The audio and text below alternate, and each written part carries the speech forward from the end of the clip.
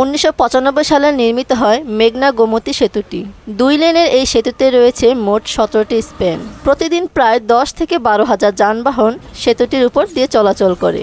দীর্ঘদিন ধরে নিয়মিত রক্ষণাবেক্ষণ না হওয়ায় সেতুর গুরুত্বপূর্ণ যন্ত্রাংশে কাঠামোগত দুর্বলতা স্পষ্ট হয়ে উঠেছে।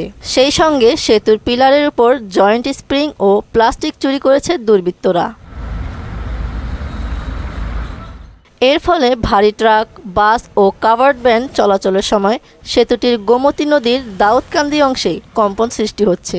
হঠাৎ ব্রেক কিংবা ওভারটেকের সময় যানবাহনের ভারসাম্য নষ্ট হওয়ায় ঝুঁকি তৈরি হচ্ছে। এতে যে কোনো সময় বড় ধরনের সড়ক দুর্ঘটনার আশঙ্কা রয়েছে। কিছুদিন আগে একটা অ্যাক্সিডেন্ট হলো, 4 জন লোক মারা গেছে, পুরো গাড়ি থেকে পড়ে গেছে। এটা আমাদের অনেক সমস্যা হয়, কারণ রানিং অবস্থায় গাড়ি থাকে, হঠাৎ করে এরকম একটা ভাঙা থাকলে তো প্রচুর প্রবলেম হয়। এটা আমি দাবি জানাই, এটা কাইন্ডলি যেন এটা মেরামত করা হয়। ওই জায়গার মধ্যে 2টা ট্রাক ড্রাইভার এবং স্টাফ 2 জনের নিচে চলে গেছে।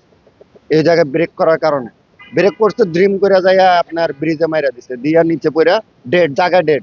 সেতু থেকে গাড়ি নামার সময় কম্পন স্পষ্ট অনুভবের কথা জানান চালকরা। গাড়ি লাফায়, যাত্রীরাও মনে করেন যে ব্যথা পায়। যে কোনো মুহূর্তে একটা বড় ধরনের দুর্ঘটনা হইতে পারে, তার জন্য প্রশাসনের দৃষ্টি আকর্ষণ করতেছি বারবার, তারা যেন দ্রুত এগুলো দেখে। অতি শীঘ্রই কাজটা করানো দরকার। এই কাজ না করালে আমাদের জন্য দুর্ভোগ হতে হবে।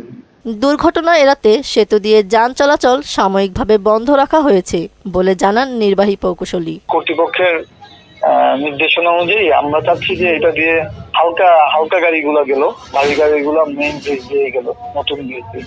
দ্রুত সময়ের মধ্যে গুরুত্বপূর্ণ এই ব্রিজের কাজটি সম্পূর্ণ করে যান চলাচল স্বাভাবিক হবে এমন প্রত্যাশা সবার। মাহমুদা আক্তার, মোহনা সংবাদ।